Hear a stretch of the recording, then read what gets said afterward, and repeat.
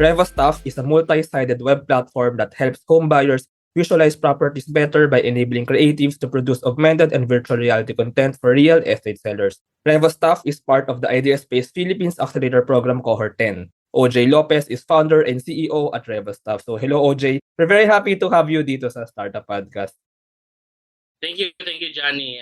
Appreciate you having us. It's an honor for us to be here in your podcast. Yes, I'm very excited actually to learn more about Revastaff. Actually, I can see the growth and I can see you revolutionizing the real estate industry, especially how you change how property visuals are being seen by potential buyers. Pero I know you can speak more about this. So OJ, ano nga ba ang Revastaff? So Revastaff is our startup, is a prop tech startup, and we help sellers create content so they would be able to sell their properties faster. So basically that's about it. Yes. It's all about visuals. Yes. That I think it's very exciting. I mean, in that way, it's very simplistic. I know it's not that simple, how you do the operations behind everything. Pero basically, you help real estate sellers. You improve how they present yung property or yung real estate item na binibenta nila so that maybe maka-attract ng more buyers. Maybe mas ma-present na mabuti at mas makabenta. Pero I just want to know, yung mga pinagmulan ni Revastaff. Kasi right now, ang dami ng brands, ang dami ng partners ni Revastaff na real estate companies, real estate agents.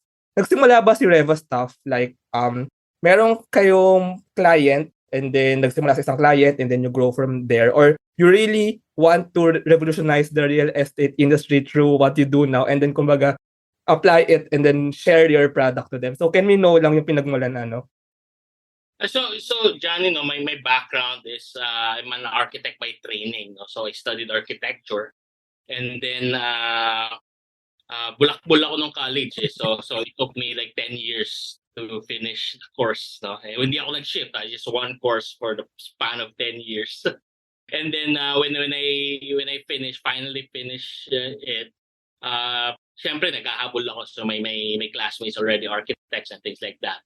So I tried to dip my toes into businesses. I started several a design firm. I dipped my toes into construction, and then in 2015, so my brother was diagnosed with cancer. So and then he was in the States, and then sabi niya sa akin, Kuya, I don't want mommy to be the one to take care of me kasi drama yun, iyakan lang lagi yun. So I want you to be here at least.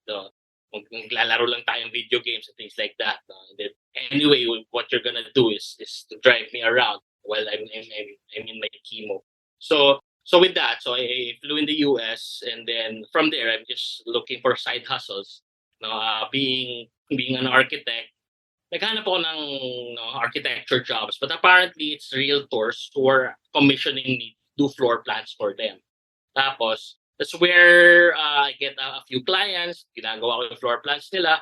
And then when I came back to the Philippines, sabi, I still have them as a side gig. I still wanted to be an architect. But then that clientele actually grew from word of mouth. And then they finally asked me if I also know how to do graphics and videos, because they don't only need floor plans, they also need photos and videos and things of that nature. And then that's where I started hiring, a couple of freelancers, photographers that knows how to edit photos and videos, things like that. Then that's basically, so it was just a side gig that eventually mas naging lucrative siya sa main gig ko, which is basically architecture and design and construction. I was saying, okay, let's just focus on this, on this business. I'm not even calling it a startup back then. It was just a side gig that grew. And eventually, our clients are asking for paperwork na. I don't know. So that's where we formalize it. So even before starting the company, it was a side gig. It's basically making money on day one. It's not as again, it's just me and a couple of guys preparing visuals for these real estate sellers, doing floor plans and photos and videos for them. And eventually that grew, and then we thought that okay, if we are doing this for a couple of people, and let's make this our main thing. And the startup hype came along. So startup na rin tayo. And then paano ba kami magiging startup? Obviously, photos and videos. That's very service oriented business. And then uh, uh, we created a platform that would streamline all this. And it's tech, it's workflow management, it's like that. So okay, startup na rin tayo. So yeah. Yeah, but it's very interesting actually. It is very exciting. Itong mga startups na to, yung I really find exciting kasi nagsimula lang sa side hustle, wherein actually side hustles or side gigs, sometimes doon tayo nakaka-discover ng problem that really needs to be solved, and yung innovation. Kasi these are not, kumbaga, those companies that are finding solutions cannot find it anywhere. So maybe they find it within you, So doon nagsimula, and then now you're bringing this product, this platform, this service to many companies. Pero before you said na you help produce the floor plans and then you enhance the images. So can you know lang yung kumbaga what really do you do? Maybe may special ingredient ba ikaw or si Revastaff now in on how you make that photo or that video or that floor plan more kumbaga more appealing or more marketable or maybe more helpful nga sa ating mga real estate sellers para maka-attract ng buyers. So ano yung kumbaga ano something dun sa enhancement or dun sa aesthetics that makes, I mean, don't share your secrets, pero parang just a hint lang on how you do that. Like it's actually very simple, no? Like real estate sellers are not professional content creators. So basically, they're very good at selling. However, they produce shitty images. Like when they don't know what's the proper angle or things like that. Not generalized, but most of them. That's why they need our help. No, and then they don't usually do this because they think it's really expensive. No, and the ones that actually get services like ours, prior to what we have, it's very expensive. Hire ka ng production team, di ba? Hire ka ng ganun. So parang gagawa ng show. So it's very expensive for them. Pero for us, we kind of streamline their services. So ginawa namin factory. So with especially leveraging, there's a lot of Filipino creatives. Ang gagaling ng Pinoy. That's very creative. And with our line of work, you don't need a college degree. And I actually advocate for that. Like especially for artistically inclined people. Like may mga kaklase kayo na nagsiscribble lang sa likod ng school, di ba? But that's what they do, di ba? Nag-aano lang, papagalitan ng teacher, but di nakikinig. But they are the artistically inclined. Tapos, so the options here are very limited. There's a lot of artists that are underpaid or lack opportunities. So when we created the platform, and then we got a bunch of artists that work with us, and they are earning dollars because most of our clients are in the US. So they were able to leverage that financial arbitrage. And right now, if you are a tarpaulin layout artist in downtown Cebu, you're probably making less than minimum wage or minimum wage at best. But working with us in the platform, we are able to open this up to global brands. And these global brands are paying premium. And we pass that on to our artists. And now there are artists that we have that earning $1,000 a month or even more, $2,000 a month. Naga 100K sila, if especially during this time, spring. And then nakikita mo the quality of life that they have now increases. So yun yung napansin kasi we could have just be small, diba, and not scale. Pero when we saw that there's an opportunity in this market to really give a lot of opportunities for these artists na Dota boys lang, tambay lang ng computer shop, pero ang galing mag-Photoshop, ang galing mag-edit ng video, kalokohan puro ginagawa. Pero just, diba, mga nag-i-edit ng mga lalagyan ng mukha ng artista, yung mga these are our guys, man. Tapos ito yun, tapos when with those kinds of talent, very creative, talented individuals, yun yung nakita na, okay, we have to really do this thing. And that's our why. Bakit? Kasi pwede na okay na kami. we have a few thousand clients, but if I may say, there's about 2 million real estate agents in the US. Hmm. No? And only 40% of them are hiring professionals. No? So there's like a million plus who doesn't hindi pa nila kilala yung solution na what we're offering. So we're still really on the ground floor, and I think we have an opportunity to make Filipino talent world class. World class na tayo eh. Hmm. It's just the platform. You don't need to be an OFW right now at this day of age. We can just leverage the internet with all these technologies that's available at our disposal, and providing that platform for these talents to showcase their talents worldwide. Yeah. I really like yung parang larger purpose nga ni Revastaff. Maybe yung first level purpose is parang basically to help real estate sellers. They are good at sales, but the visual design, the content itself are made by Revastaff and are made by Filipino artists. But yung second larger purpose nito is to unleash nga to provide a platform. Yun kasi yung kulang sa Pilipinas din eh. Kulang tayo minsan sa infrastructure and sa platforms to unleash the Filipino talent. I mean, totoo.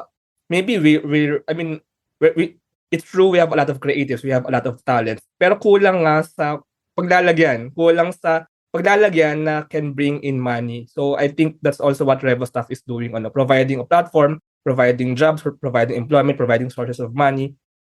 Kasi we have it, we have the resources, we have the talent, pero kailangan lang talaga ng kumbaga ng daan para ma-connect yung talent sa market and then maging sustainable ito. Pero just to be clear lang Revastaff is a PropTech company, and ano ba yung range ng parang products or services na inyong ginagawa? So you mentioned you have floor plans and you enhance images, videos. Kasi I've heard that you're also now going into virtual and augmented reality. So can we know lang about this? Yeah, man. So one of our clients actually asked us, "Hey, OJ, do you also guys know how to do VR?" I goes, "Yeah, we do VR." Then after the call, Google ako, what the fuck is VR, man? And then we went into that rabbit hole. So it's basically the same as 3D, doing digital twins, what architects do anyway. So it's just leveraging game engines. Kasi nagde-design na kami. We are already doing 3D models. Just putting it on game engines like Unity and Unreal, so makakalakad na si client sa yeah, so that's it's very simple, man. It's like so when I grew up, during high school, addict ako sa game na Sims. So it's just Sims.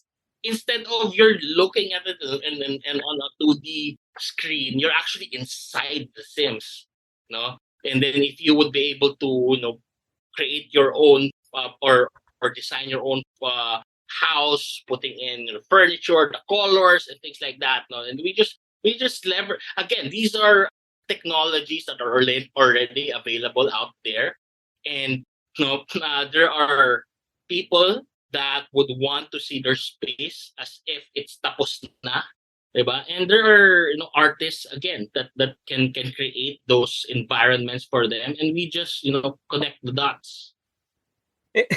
Actually, ang fun I mean, for example, me, I want to view property. Actually, when you go nga, for example, yung mga viewing rooms, 'di ba? Makikita mo yung maliit lang na plan, tapos yung room na hindi pa kumpleto, walang kalaman-laman. Pero I guess with VR, with virtual reality, you can really feel, and maybe you can put in what you want. I want a sofa here, I want a television here. So you can visualize talaga how you will be living in that place in the future. I think that's really amazing, and that's really fun, and I think it can really help boost yung not just real estate sellers, pero sometimes kasi may mga cases I know na real estate buyers or house buyers, they buy houses, pero it turns out in the future hindi pala ganun talaga yung parang na-imagine nila, talagang gusto nila, so nagkakaroon ng disappointment somehow. I think that's the point then of VR, and I think that's really promising, and that's really fun to see the future. Exactly. Yeah. So even before the metaverse hype, we have been doing this since 2019.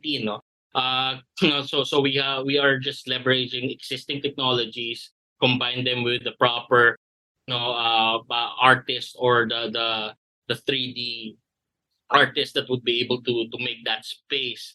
and realize that for the potential client. And no, somehow they appreciate that. Tapos, but then again, no, the pandemic actually helped us a lot. Kasi during that time, mobility is limited. No? Walang nakapag-open house. And then how do they be able to sell real estate? So, pag walang nakakapunta dun sa model unit, walang nakakapunta dun sa bahay, na sinesell nila. So we have clients that are sold out, no? Some of their properties here in the Philippines, in Bohol, in Palawan, just using the technology that we have, no? And then, they have OFW buyers that's not, hindi pa nga nila nakikita yung lugar. I mean, physically, but they are able to see it virtually. And then they wrote a check for a few million pesos without even seeing the place, and just, this is how it would look like in the future. It is an investment, and let's do it. So there are already use cases like that, no? And very hindi pa nga siya ganon ka. If we would be able to showcase all of these use cases, no? Because right now there's what 6 million housing backlog in the Philippines, and there's the housing affordability crisis. There's a lot of things that we would be able to help out with. Right now we're just starting with visualization. Helping out these sellers, helping out developers to showcase their properties better, and that's what we're trying to do, to help our clients out, and also to help their buyers out to visualize themselves in the space. So just very exciting times, no? Itong technology na to, we're just in the proper place, the proper time, with the proper talent, and just mix that together, and there you go, magic happens. Yes, and going sa platform no, na actually tech-based, it's really amazing kasi I know you're not alone in doing all of this. I mean, mahirap na you'll take in all the projects of the clients and then ikaw lahat gagawa. I mean, as an architect. So, first of all, it's amazing for me. I mean, and maybe can you share a bit of thoughts, like how you distribute the tasks, on the team side, on the artist side, and also on the clients, on the buyers. Is this like napag-usapan natin to slightly before we start this conversation? Is this more of a subscription platform, or parang they approach you? I want this. I mean, we have this parang specifications. Can you do this for me? Or is it more like a subscription na parang I want floor plan, I want enhancement, and then you do the service. So can we know lang a bit of the process behind? Yeah, so usually our customers would find us out, no, by word of mouth. So we spend $0 in marketing. Wow. Tapos, we're bootstrap.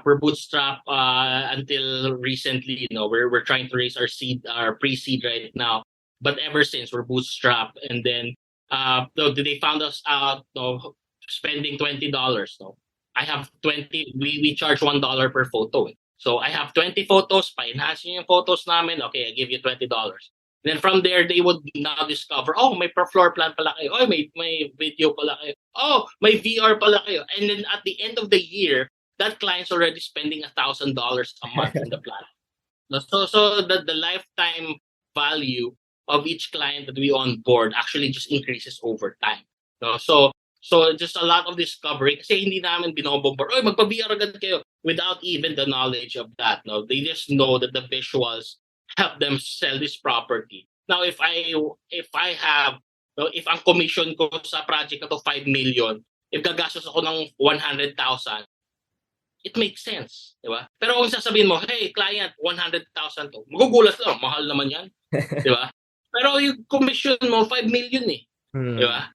So if you would be able to look at it that way, if you are able to sell properties faster by using and leveraging the technologies already available there in the market and helping you don't need to figure out all of this. You don't need to learn it. You don't need to figure out a team, or hire your own crew, hire your own videographer, hire your own photographer, hire your own 3D artist. And that's why we're coining this term, the VPO, visualization process outsourcing. Yeah.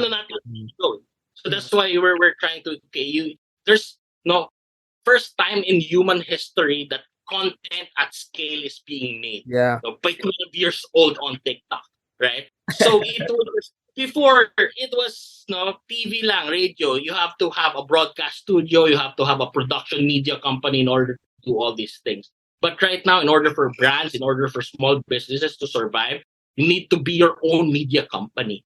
And we enable that for these real estate sellers that are, mom and pop shops, solo practitioners, or small teams, and leverage our technology, our talent, and so they don't need to, and pay as you go. No, hindi mo kailangan bayaran ng 20,000 a month for a graphic artist. If you have a house to sell this month, then that's the only time that you have to pay for it.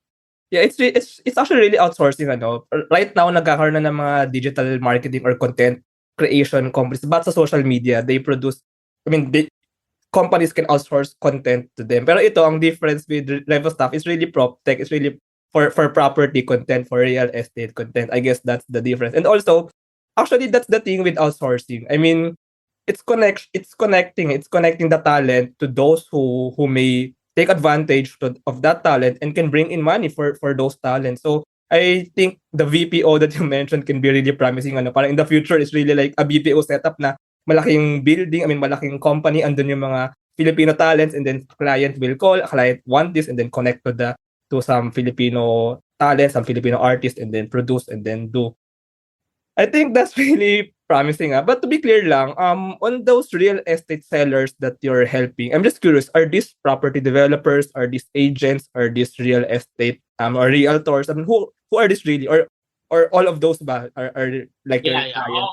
All of the above. No? So we have developer clients, mostly, so local natin, mostly developers yung clients natin locally, because they have, here in the Philippines, kasi the dynamics is that usually project selling, diba? Condominiums binibenta and things like that. So they commission us to do the services for them. But in the US, they have exclusivity in the listing, meaning, so kung si agent, ito yung na-acquire niyang listing, siya lang pwede magbenta ng bahay na yon.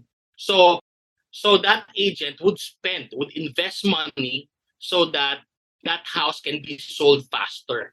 Dito kasi, there's a lot of colorum agents, there's a lot of, so isang condo, 1,000 agents na bibenta. So they don't invest in their own property visual. So in the US, so yun yung brokers, agents, yung mga clients natin doon. But here, slowly, there are people, brokers that are progressive na using technology na rin, ng mga kaibigan natin na for early adopters of our technology. We're very thankful for that, but primarily it's still the US market that we're playing. About 70% of what we're doing is in the US. Dati, pre-pandemic, it's like 100% talaga. Pero during pandemic, yun na. We have local clients na, tulungan nyo naman kami, paano kami makabenta. So that's the, so right now we're opening up to a lot of Filipino clients, and then about mga 15% is in the Philippines, and then the other 15 is spread throughout Singapore, Dubai, and then Europe. Wow. Pero gets I think yung difference nga sa Pilipinas kasi it's true. Competition driven din somehow yung real estate selling sa Pilipinas. Like nasa overpass ka, nasa mall ka, may nag-handout ng flyers, and then you go to a viewing room and then you view. Pero parang somehow maybe mai-improve ito ng tech, 'di ba? If people can really view, can really market those real estate items, how do you call it? Houses, real estate products pa tawag doon, sorry, assets. And kumbaga improve the overall real estate selling or buying industry. And then I saw lang sa inyong website na you're also having this, I think you're trying to transform into like a more holistic solution na may produce, store, and market. Can you know lang about this? Maybe ito yung parang ilan sa mga future na gusto niyo pang idagdag sa inyong platform? Yeah, so as I've told you earlier, the housing sector has a lot of problems. We're just starting out with the visualization element. This is content creation. Simulan natin doon.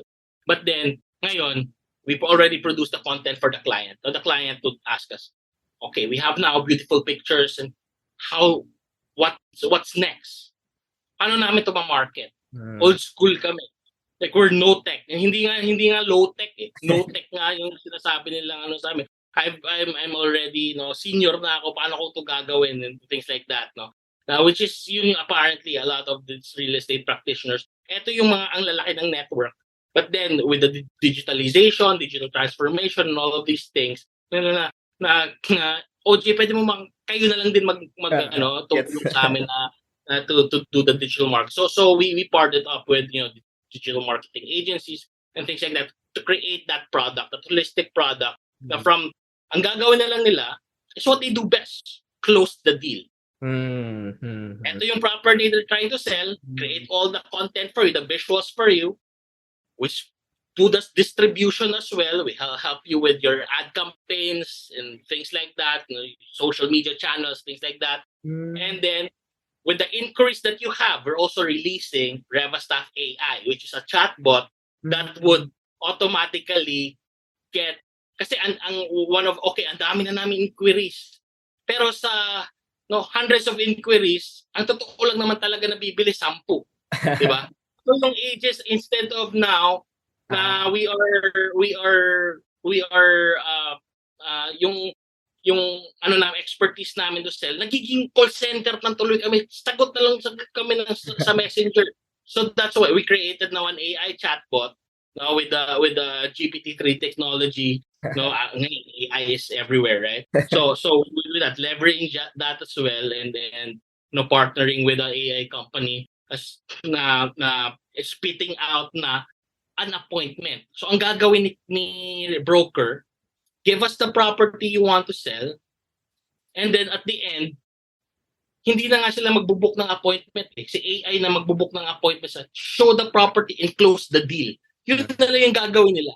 Everything else in between, you just need Revastaff for that. So we're just streamlining that. So yung mga digital transformation is so things like that. But of course, you need to brand yourself if you really want to thrive in the industry and do all those social media contents and things like that. But pag ayaw mo naman, we have this solution for you. And a lot of these sellers, yun yung nila na yun yung nagugustuhan nila. Okay, you do everything for us.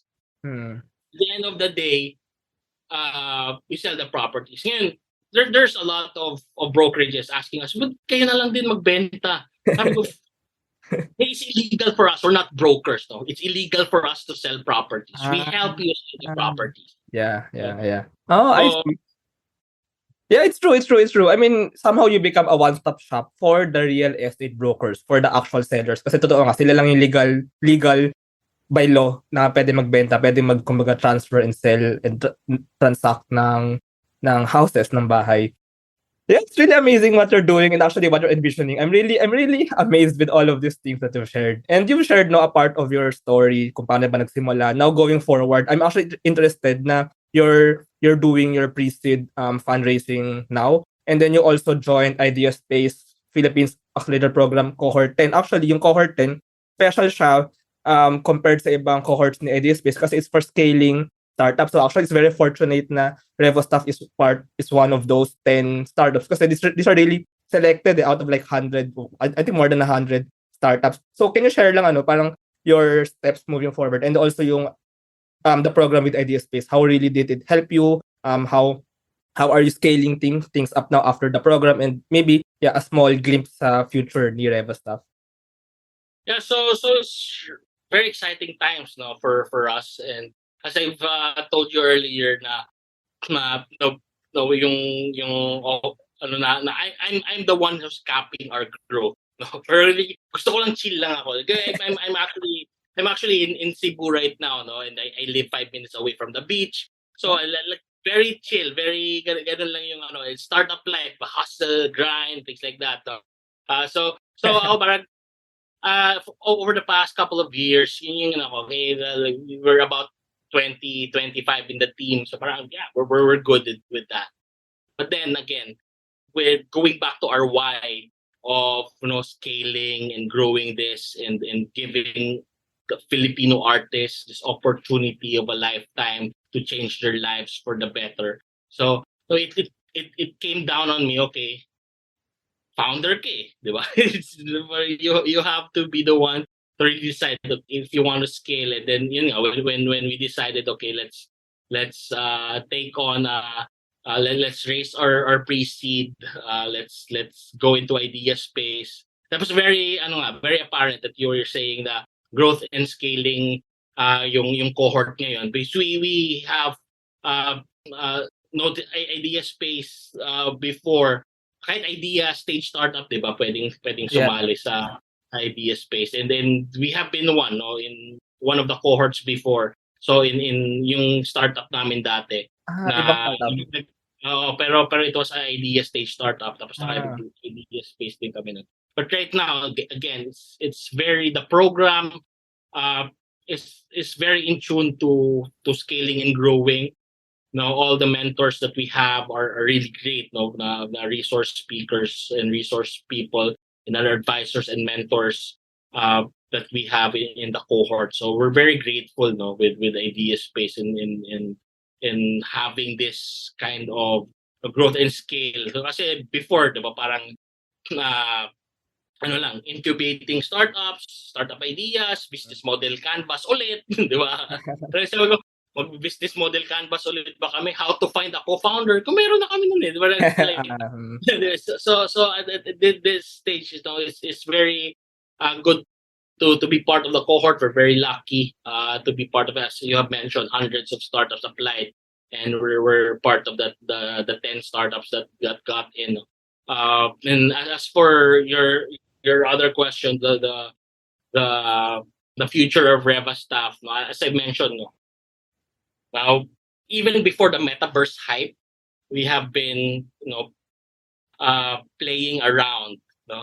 Metaverse. So we're not even calling it the metaverse back then. So just imagine the future of a digital twins. So pagpapagawa ka ng building sa gitna ng EDSA, gagawa mo ng digital twin. And we want to simulate that model. What do I mean by simulation? Traffic. Would that be a viable building to put that? Pollution, noise pollution. If that building would have, let's say, 5,000 population, what if the big one would, we would deploy statistical and mathematical models to see if that building structural elements would be able to stand it. So all of those things, and even developments in seaside, seaside livings, like if may tsunami ba dyan, would that be able to survive? So all of these things that we would be able, it starts with visualization, start with a 3D model, deploying simulations into it, and looking at a predictive framework so that our leaders would have, a framework for better decision making. So tama ba tong development na ginagawa dito? What if government projects gagawin yun?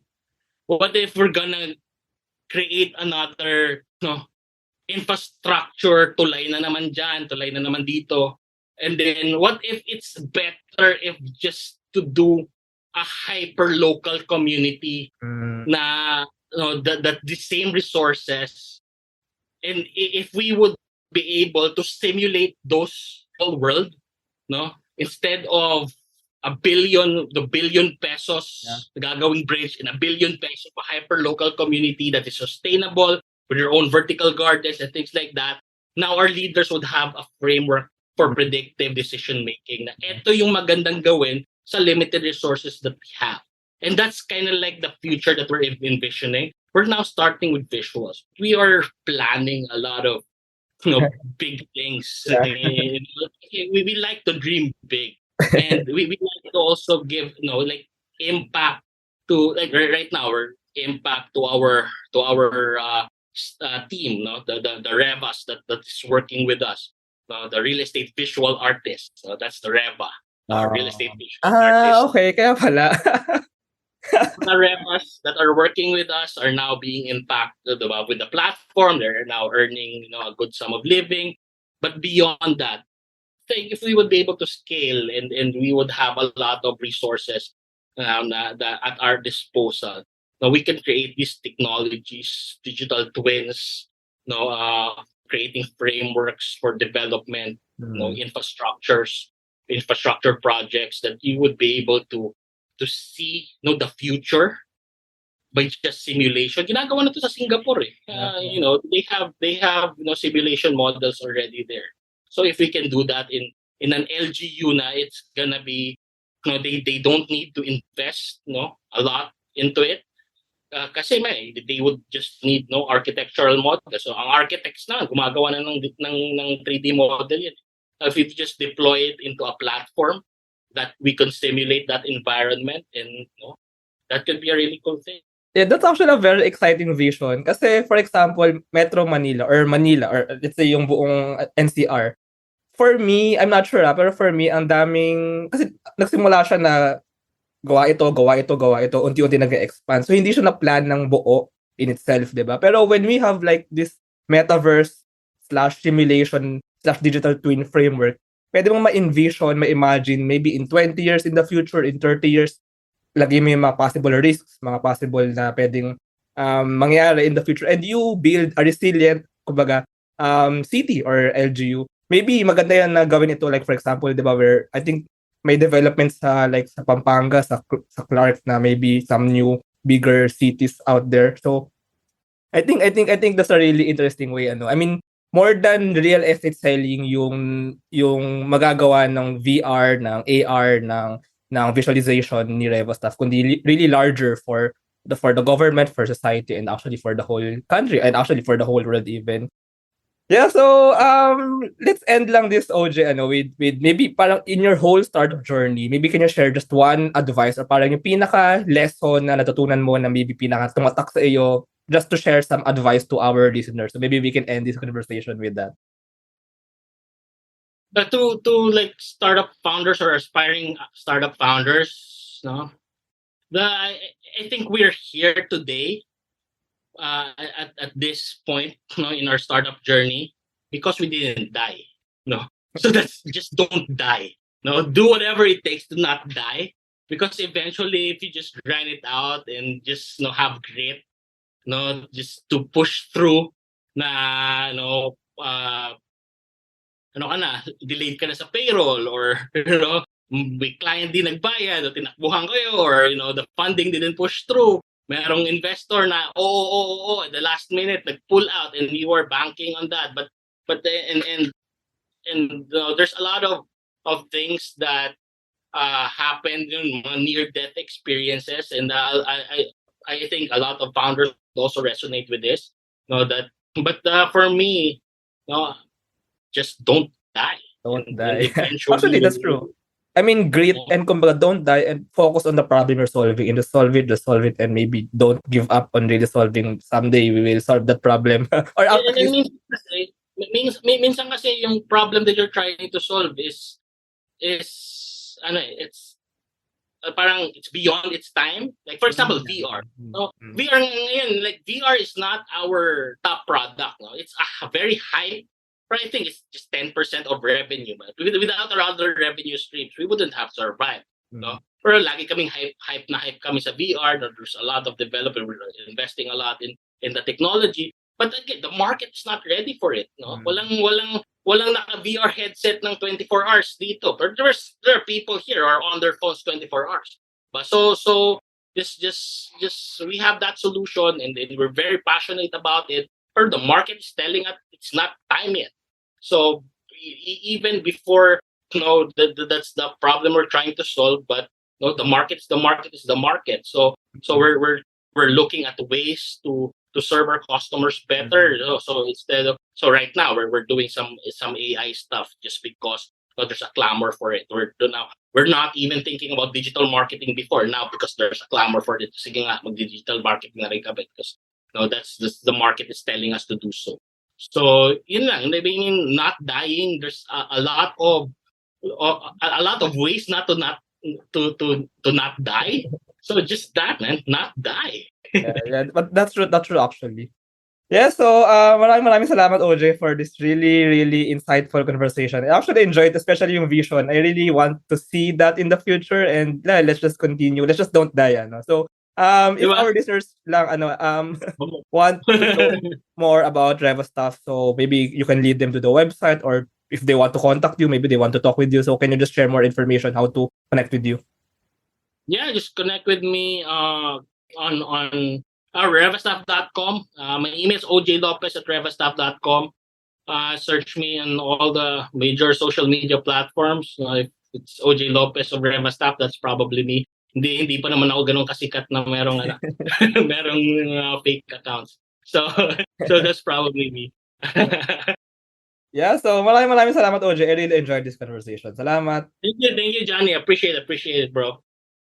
Thank you very much to our 30 patrons. This episode is super powered by TechShake, Asia's most active Philippine-based startup ecosystem builder, creating bridges with investors, corporations, and governments. One CFO, the tech-enabled CFO, bookkeeping, and tax services for startups and SMEs. Pinoy IP Works, capture your startup's value proposition through patent and trademark protection. Pocketworks, the leading enabler and only Internet of Things social enterprise in the Philippines. Looking for buy and sell online with Sigurado sellers. NutriCoach, the all-in-one productivity tool for dietitians and nutritionists. Benjoy's Food Products, the home of premium bacon ends, tapa, and tocino. And D-Buzz, microblogging app powered by the Hive blockchain promoting freedom of speech and content ownership. This episode is powered by AltSwitch, ePlayment, Twala, and Hive Energy PH. AskLex PH Academy is our official e-learning partner. Get certifications on Lean Six Sigma, project management, data science, and many more. Support the podcast through the links in the description.